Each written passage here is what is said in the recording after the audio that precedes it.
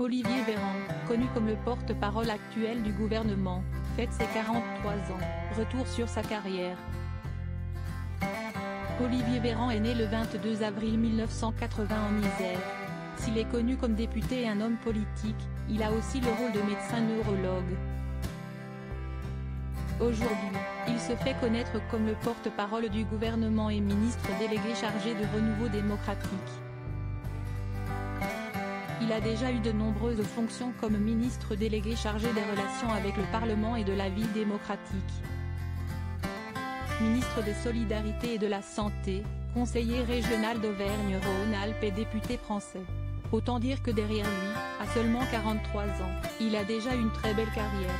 On vous explique tout ici.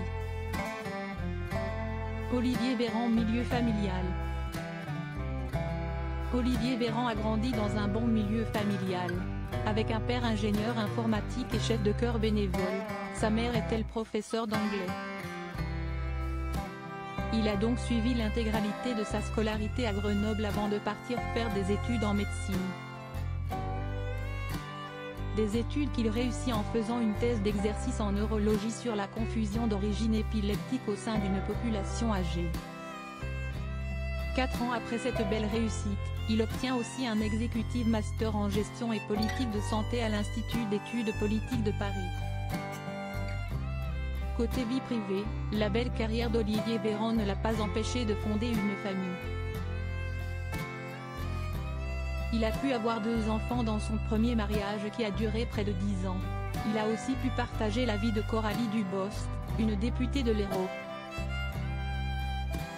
Carrière professionnelle. Dans les soins. Olivier Véran a pu exercer en tant que neurologue au CHU de Grenoble, là où il a grandi. Mais il délaisse ce parcours quand il se voit nominé au ministère des Solidarités et de la Santé. Et déjà dans le monde de la santé, ce dernier reste une personne engagée. Il va dans le milieu syndical et associatif. Là-bas, il exerce en qualité de porte-parole de l'Intersyndicale nationale des internes des hôpitaux, mais également comme président de l'Association des assistants des hôpitaux de Grenoble et de conseiller titulaire à l'ordre départemental des médecins de l'Isère. La politique. La vie politique d'Olivier Véran commence très rapidement. Il a apporté son soutien à Nicolas Sarkozy en 2007. Et 5 ans plus tard, il devient député suppléant puis ministre de l'Enseignement supérieur et de la Recherche. Pendant 3 ans, il prend donc place à l'Assemblée nationale. Mais, le 5 avril 2015, il fait le choix de démissionner à cause de soucis de santé.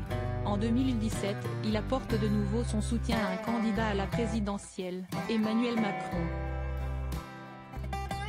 Il en devient même son référent santé. D'après ses dires, c'est l'engagement pro-européen d'Emmanuel Macron qui lui a donné envie de le soutenir. Mais sa carrière politique ne manque pas d'honneur.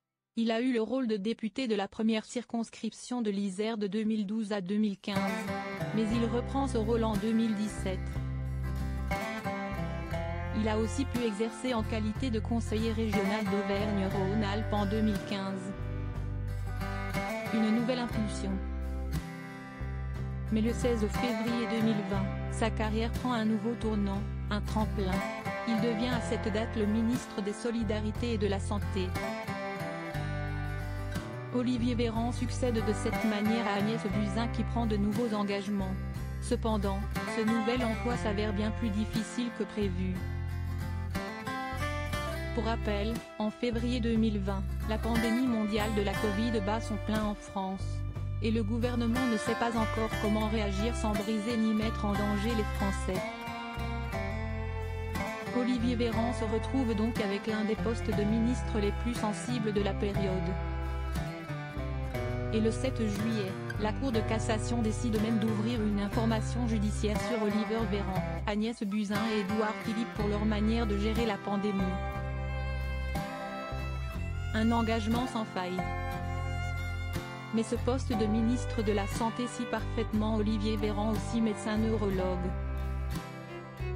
D'ailleurs, s'il se bat pour que les Français se fassent vacciner, il reste lui-même la première personne du gouvernement à recevoir le vaccin AstraZeneca comme neurologue durant une visite au centre hospitalier de Melun. Malheureusement, Olivier Véran va faire une promesse qu'il ne saura pas tenir. Il déclarait. Mais le président de la République n'a clairement pas annoncé la même chose quelques mois plus tard. Olivier Véran, ministre délégué. Le 20 mai dernier, le poste d'Olivier Véran a changé. Alors qu'il a occupé des années difficiles de ministre de la Santé, il se trouve comme ministre des Relations avec le Parlement au sein du gouvernement Elisabeth Borne. Il prend ainsi la place de Marc Fesneau. Mais ce changement de poste ne reste pas vu d'un bon œil par tous. Beaucoup trouvent même que cela ressemble à un déclassement, comme une punition.